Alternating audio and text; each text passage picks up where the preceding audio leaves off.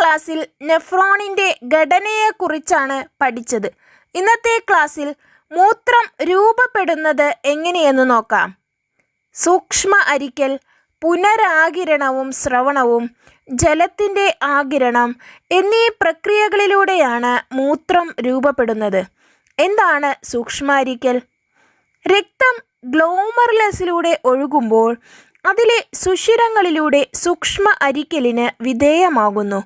Afferent വെസലും efferent വെസലും തമ്മിലുള്ള വ്യാസവ്യത്യാസം ഗ്ലോമറുലസിൽ സൃഷ്ടിക്കുന്ന ഉയർന്ന മർദ്ദം ഈ പ്രക്രിയയെ സഹായിക്കുന്നു. ഇതിൻ്റെ ഫലമായി രൂപം കൊള്ളുന്ന ഗ്ലോമറുലാർ ഫിൽട്രേറ്റ് ക്യാപ്സുലാർ സ്പേസിൽ ശേഖരിക്കുന്നു.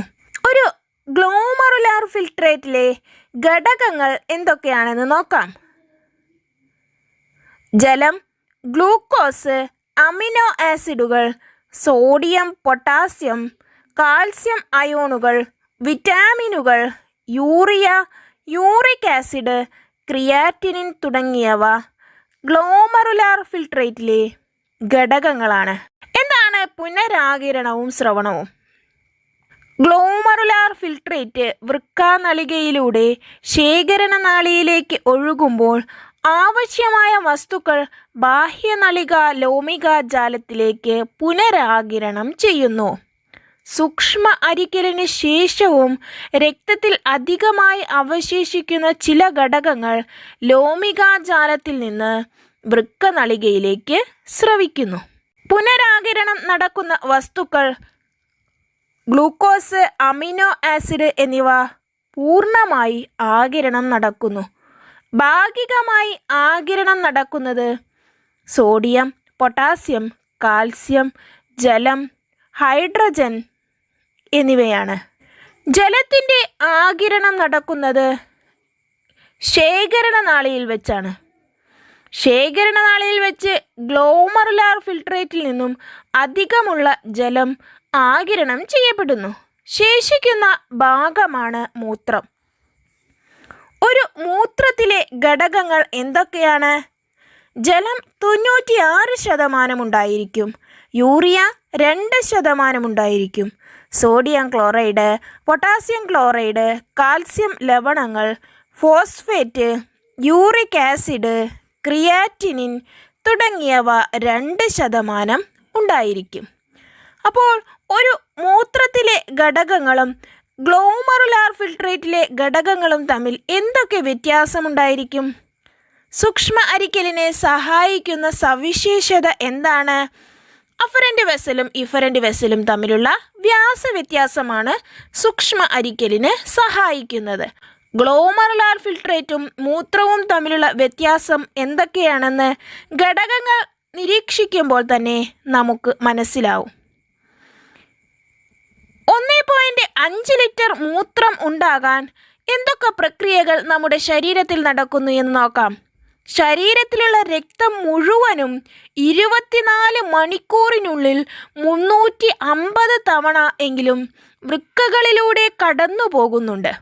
1800 ലിറ്റർ രക്തം അരിച്ചാണ് 170 ലിറ്റർ ഗ്ലോമറുലാർ ഫിൽട്രേറ്റ് ഉണ്ടാകുന്നത്. ഒരു മിനിറ്റിൽ ഏകദേശം 127 മില്ലി ലിറ്റർ ഗ്ലോമറുലാർ ഫിൽട്രേറ്റ് രൂപപ്പെടുന്നു. അതിൽ നിന്നും ഏകദേശം 126 മില്ലി ലിറ്ററും തിരികെ രക്തത്തിലേക്ക് പുനരാകിരണം ചെയ്യപ്പെടുന്നു. തൽഫലമായി 170 ലിറ്റർ ഫിൽട്രേറ്റിൽ നിന്നും 1.5 ലിറ്റർ മൂത്രം ഉണ്ടാകുന്നു. 1.5 ലിറ്റർ മൂത്രം ഉണ്ടാകണമെങ്കിൽ നമ്മുടെ ശരീരത്തിൽ എത്ര തവണ പ്രക്രിയകൾ നടന്നു കഴിഞ്ഞു അല്ലേ? മൂത്രം വൃക്കയിൽ നിന്ന് മൂത്രവാഹി വഴി സഞ്ചരിച്ച് മൂത്രസഞ്ചിയിൽ എത്തി താൽക്കാലികമായി സംഭരിക്കപ്പെടുന്നു. അത് നിറയുന്നതിനനുസരിച്ച് മൂത്രനാളി വഴി പുറന്തള്ളപ്പെടുന്നു. മൂത്രമൊഴിക്കുമ്പോൾ മൂത്രപഥത്തിലെ രോഗാണുക്കളെ കഴുകിക്കളയുക എന്ന പ്രവർത്തനം കൂടി നടക്കുന്നുണ്ട്. യഥാസമയം മൂത്രമൊഴിക്കാതിരിക്കുന്നത് ശരീരത്തെ ബാധിക്കുന്നു. ദീർഘനേരം മൂത്രമൊഴിക്കാതിരുന്നാൽ മൂത്രപഥത്തിലും മൂത്രാശയത്തിലും ഉണ്ടാകാനിടയുള്ള ബാക്ടീരിയകളെ പുറന്തള്ളാനുള്ള സാധ്യത തടയപ്പെടും. ഇത് മൂത്രാശയത്തിൽ ആന്തരസ്തരത്തിൽ അണുബാധയുണ്ടാക്കും. പുരുഷന്മാരെ അപേക്ഷിച്ച് സ്ത്രീകളിലാണ് മൂത്രപഥത്തിലെ അണുബാധയ്ക്ക് സാധ്യത കൂടുതൽ. ശരീരത്തിലെ മുഖ്യ വിസർജ്യ വസ്തുവായ മൂത്രത്തിൽ ജലം, യൂറിയ, ലവണങ്ങൾ എന്നിവ അടങ്ങിയിരിക്കുന്നു എന്ന് മനസ്സിലായല്ലോ. മൂത്രത്തിലെ യൂറിയയുടെ സാന്നിധ്യം മനസ്സിലാക്കുന്നതിന് ഒരു പരീക്ഷണം നടത്തിയാലോ? ആ പരീക്ഷണത്തിൻ്റെ ആസൂത്രണ രേഖ നമുക്ക് നോക്കാം. അതിന് ഒരു ലക്ഷ്യമുണ്ടായിരിക്കും. അതിനാവശ്യമായ സാമഗ്രികൾ എന്തൊക്കെയാണെന്ന് എഴുതണം. അതിൻ്റെ ഒരു പ്രവർത്തന ക്രമമുണ്ടായിരിക്കും, നിരീക്ഷണമുണ്ടായിരിക്കും, നിഗമനമുണ്ടായിരിക്കും. പരീക്ഷണത്തിൻ്റെ ലക്ഷ്യം മൂത്രത്തിൽ യൂറിയയുടെ സാന്നിധ്യം ഉണ്ടോ എന്ന് മനസ്സിലാക്കുകയാണ്. അതിന് ആവശ്യമായ സാമഗ്രികൾ ഒരു ഡ്രോപ്പർ, ടെസ്റ്റ് ട്യൂബ്, സോഡിയം ഹൈപ്പോബ്രോമൈറ്റ് ലായനി എന്നിവയാണ്. അതിൻ്റെ പ്രവർത്തന ക്രമം: ഒരു ടെസ്റ്റ് ട്യൂബിൽ 2 മില്ലി മൂത്രം എടുക്കുക. ഒരു ഡ്രോപ്പർ ഉപയോഗിച്ച് അതിലേക്ക് 4-5 തുള്ളി സോഡിയം ഹൈപ്പോബ്രോമൈറ്റ് ലായനി ചേർക്കുക. നുരഞ്ഞു പൊന്തുന്നുണ്ടോ എന്ന് നിരീക്ഷിക്കുക.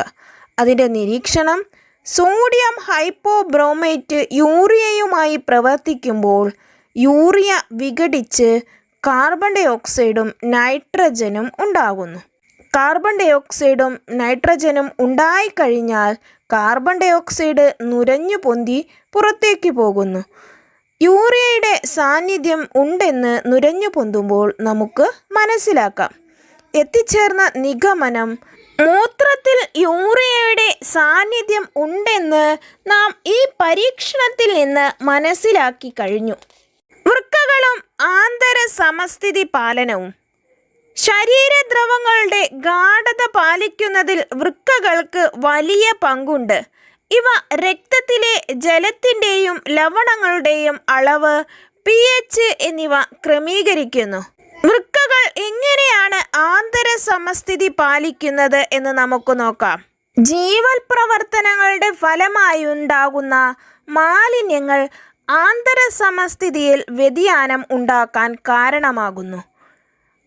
വൃക്കകൾ മാലിന്യങ്ങളുടെ പുറന്തള്ളലിന് സഹായിക്കുന്നു.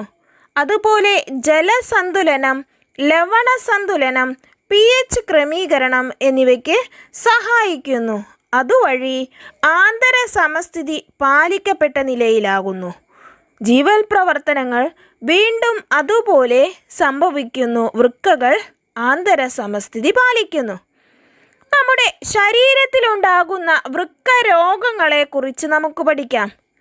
തെറ്റായ ആരോഗ്യശീലങ്ങളും ജീവിതശൈലിയും രോഗാണുബാധയും വൃക്കകളുടെ ആരോഗ്യത്തെ ദോഷകരമായി ബാധിക്കുന്നു.